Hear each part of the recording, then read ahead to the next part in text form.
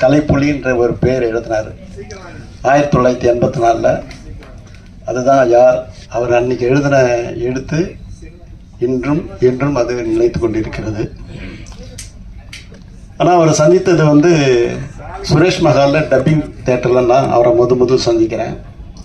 அப்போ கை கொடுக்கும் கை படத்தினுடைய டப்பிங் சவுகார் ஜானியம்மா டப்பிங் பேசிட்டு போகிறாங்க. மகேந்திர சார் இல்லைப்பா, மகேந்திர இருந்தால் கூட தப்பிச்சிக்கலாம்ப்பா டப்பிங்கில், இந்த கண்ணங்கிட்ட மாட்டிங்கன்னு அவஸ்தப்படுறதா அது விடவே மாட்டேன்றான், அப்படி சீரும் சிறப்புமாக செதுக்கிறான் ஒவ்வொரு ஃப்ரேமையும் அப்படின்னு சொன்னாங்க.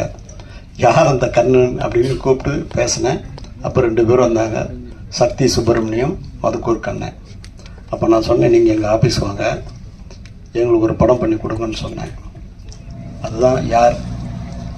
அது நார்த் உஸ்மான் ரோட்டில் அலுவலகம் திறந்து அவர் புள்ளியார் சொல்லி போட்டு ஆரம்பித்த படம் தான் யார். அது அதில் என்னென்னா, அதில் சற்றொப்ப இந்த விழாவில் மொத்தத்தில் என்னவோ ஒரு உண்மை முழு லட்சம் போட்டு காட்டத்தான் செய்கிறது. அந்த படத்தில் பணியாற்றிய என்னுடைய ஆத்மார்த்த நண்பர் ஸ்டில்ஸ் ரவி அவர்களும், பிஆர்ஓ பாரிவல்லல் அவர்களும், படத்தொகுப்பு செய்த லெலின் சார் அவர்களும் இந்த மேடையில் பார்க்கும்பொழுது உண்மையிலே சொல்லனா இன்பம் சூழ்ந்து இருக்கிறது. இப்படிப்பட்ட சூழ்நிலையில் யார் படத்தினுடைய 100வது நாள் விழா சூப்பர் ஸ்டார் ரஜினி சார் அந்த விழாவை நடத்தி கொடுக்குறாரு. அவர் மேடையில் பேசும்போது சொல்கிறாரு, இந்த மாதிரி தானுவை பார்க்கும்போது எனக்கு ஏழை நண்பன் பணக்கார நண்பன் ஒரு கதையை சொல்லி ஏழை நண்பனாக தானு நினைக்கிறேன், இப்படிப்பட்ட பணக்காரெலாம் மேடையில் வச்சிருக்கிறாரு, அவருக்கு ஒரு படம் பண்ணி தரப்போகிறேன்னு சொல்லி அன்றைக்கி நைட்டு கண்ணனை கூப்பிட்டு எனக்காக ஒரு கதை சொல்லினார். கண்ணை வேற ஒரு கதைக்கு போனார், அவர் கதையை விட்டுட்டார். அது ஒரு சின்ன வருத்தம் எனக்கு வாழ்நாளெலாம் அது வருத்தம் இருக்க தான் செய்யும்.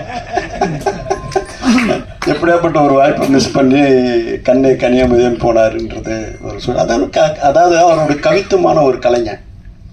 அள்ளித்தந்த வானம் மண்ணை அல்லவா, சொல்லித்தந்த பூமி தந்தை அல்லவான்னு எழுதினவர் இல்லையா, அது இன்றைக்கு எல்லாருக்கும் பிடிச்ச பாட்டாக அங்கேயும் கனாதிபடி எங்கே ஒழிச்சின்னு இருக்குது.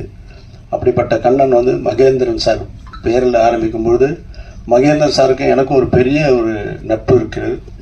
எனக்கு 91 தையல் கான் படத்துக்கு கதை கொடுத்தவர் எஸ்பி முத்துராம் சார் இயக்குனர். அப்போ அவரோடு பழகிய பழக்கம்.